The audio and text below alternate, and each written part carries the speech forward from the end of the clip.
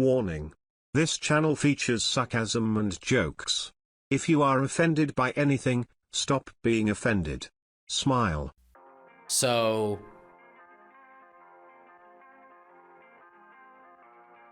for a long time I was cutting my own hair.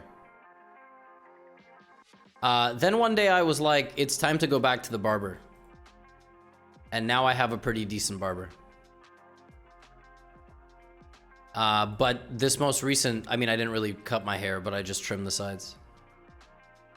Black barber? Actually, my hair, if it like, you know, every culture and group of people has a certain texture of hair.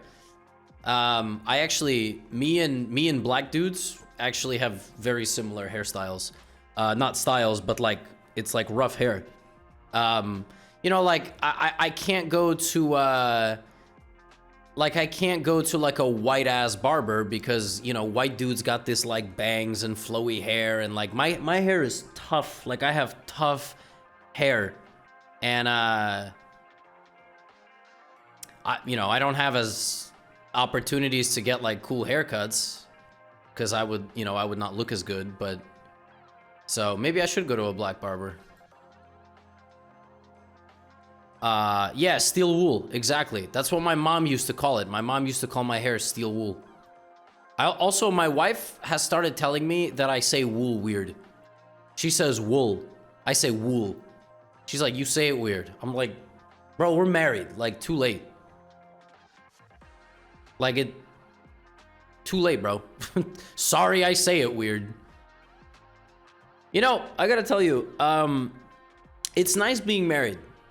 You guys, you know, some of you are going to experience this in your life. Some of you won't, probably statistically, because you're just not very nice, but, you know, never give up and all that. You know, it's nice being married because if we ever argue, if we ever have like a big disagreement, it's kind of nice to know you're married. Like, you're on the same, you're fighting for the same thing. Y'all are teammates, you know? Some of you have also never played team sports. It's kind of nice because, like, at the end of the day, you know, you're like married. You're kind of fighting for the same stuff. So that's kind of a nice feeling. So then you have an argument, but at the end of it, you know, you're like, all right, we got to reach a resolution. We got to figure something out because we're on the same team. Which is a nice, you know, that's kind of a nice thing, because, you know, when you're dating and all this stuff, you get into an argument, you just want to win the argument, or the other person's an idiot, or like, you know, like that's how you feel. You're like, it is pretty wild that I'm trying to bring my night around. Same goes for the divorce. Okay, dude just walked directly into a fork. That was like the dumbest move possible, and my man played it. Correct. Yes, I would imagine that, you know, if you're fighting for the same things in a divorce, that is accurate. Wouldn't know. All right. Have not ever gotten a divorce. Have not, you know. And I feel like I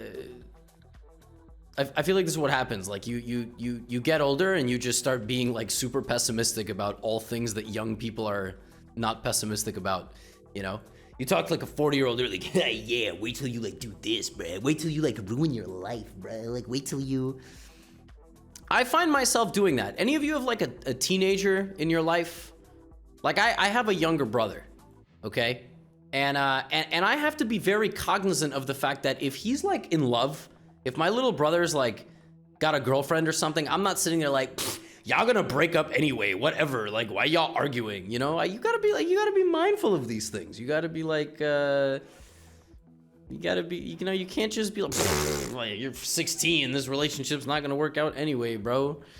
You know, I won. That was a nice game. You gotta treat young people like human beings and not just like these NPCs that have been through, you know, that you've been through life before and you supposedly know everything. So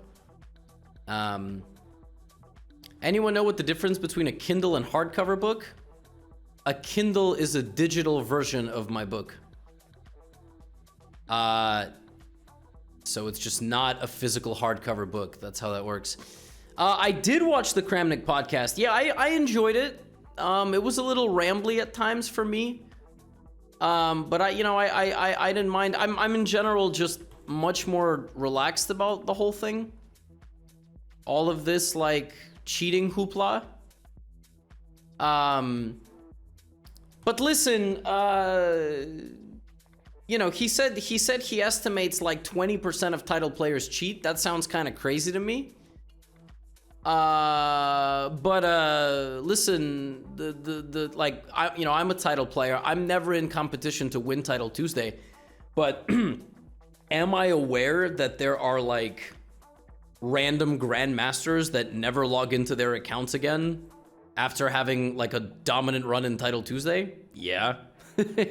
I mean, do I know things that are confidential from like people getting banned? No, but do I see rumors? Yeah. So it's like, it's just not my place to report these things. No, 20% seems a bit much, but I mean, guys, I've played so many 2400s in Title Tuesday that are definitely cheating. Like, I mean, it just doesn't make any sense. I'm not even trying to be like Kramnik about the whole thing. Like, I play these 2400s who on any given day, I would completely destroy. Like, I would neuter them, okay? And then they just murder me in Title Tuesday. And it's only ever in Title Tuesday. It's completely, like, it's unnerving, And it's just super, and can you imagine I'm losing to 2400s? Can you imagine competing for first place in Title Tuesday? It's a totally different thing. Like, how can you tell if a person is cheating or not? It's very difficult. It's very difficult. Obviously, chess.com has some algorithms. Is cheating in Title Tuesday fraud considering there's a money prize?